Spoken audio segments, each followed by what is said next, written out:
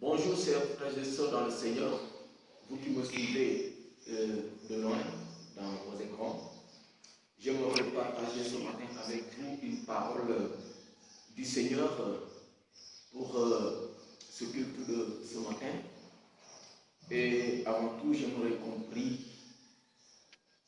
Prions. Seigneur notre Dieu, merci pour ton amour, merci pour ta fidélité. Tu es le Dieu tout-puissant, l'éternel des armées.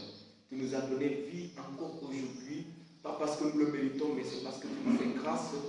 Dans le nom de Jésus-Christ, nous voulons tout simplement te dire merci. Conduis-nous dans toute ta fidélité, dans le nom de Jésus, afin que nous participions au dimanche meilleur, dans le nom de Jésus-Christ de Nazareth. Amen. Nous allons lire très rapidement ce passage de Matthieu chapitre 7 et le verset 13 à 14 et le verset 21. Je lis. Entrez par la porte étroite. En effet, la porte qui ouvre sur la mort est large et le chemin pour y entrer est facile. Beaucoup de gens passent par là. Mais la porte qui ouvre sur la vie est étroite et le chemin pour y aller est difficile. Ceux qui le trouvent ne sont pas nombreux. Verset 21.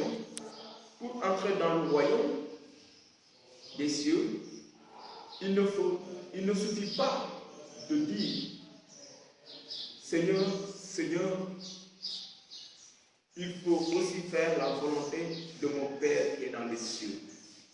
Parole de Dieu, le peuple de Dieu.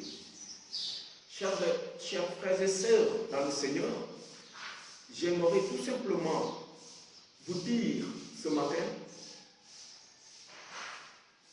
le chemin qui mène à Dieu, c'est ce qu'on va traiter comme thème. Mais qu'est-ce qui est le chemin qui mène au ciel?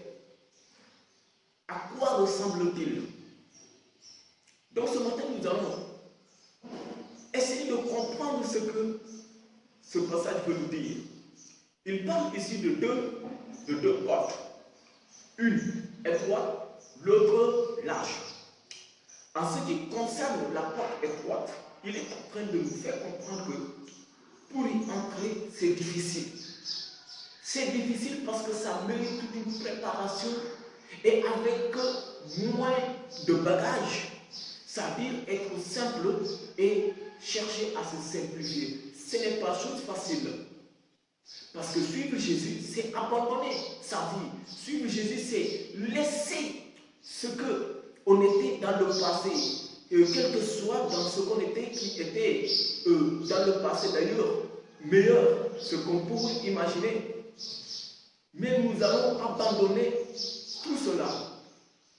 La vie ancienne, d'où on était bourré de beaucoup de vie malsaine, beaucoup de mauvais comportements, beaucoup de mauvaises actions.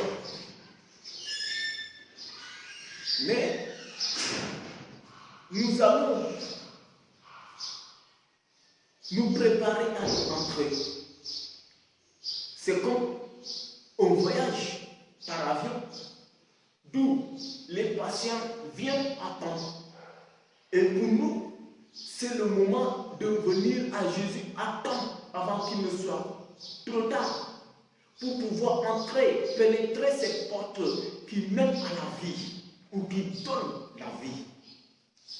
Aller dans un voyage en avion, c'est d'arriver à l'heure, bien avant, et de se préparer à entrer par la petite porte de l'avion, d'où on ne rentre pas en pêle-mêle, mais on suit un filet.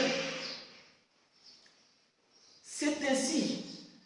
Comment on peut se préparer pour entrer dans la porte étroite? Par contre, pour rentrer dans la grande porte, il ne suffit pas d'attendre. On peut venir à tout moment et y entrer facilement, en groupe, individuellement, avec des bagages du monde, c'est-à-dire le péché et tout ce qui peut se couvrir là-dessus. Mais pourquoi est-ce que n'est-il pas facile de rentrer par la porte étroite? Ça mérite une préparation, comme je l'ai dit. Ça mérite un temps de se préparer et de ne pas oublier quelque chose. De suivre Dieu dans tout ce qu'il nous a dit. Alors, on ne doit pas attendre jusqu'à ce que le Seigneur descende des cieux pour son retour, pour maintenant commencer à dire, bon voilà, le Seigneur est là, on va courir pour entrer. Il y a la porte là. La Bible nous dit qu'elle est étroite. On ne peut pas venir en pêle-mêle et y rentrer facilement. Si on n'est pas préparé à rentrer, n'attendez pas le retour du Seigneur pour dire. Dans la salle d'attente là, il y a beaucoup de personnes, mais ils ne rentrent pas en pêle-mêle dans l'avion.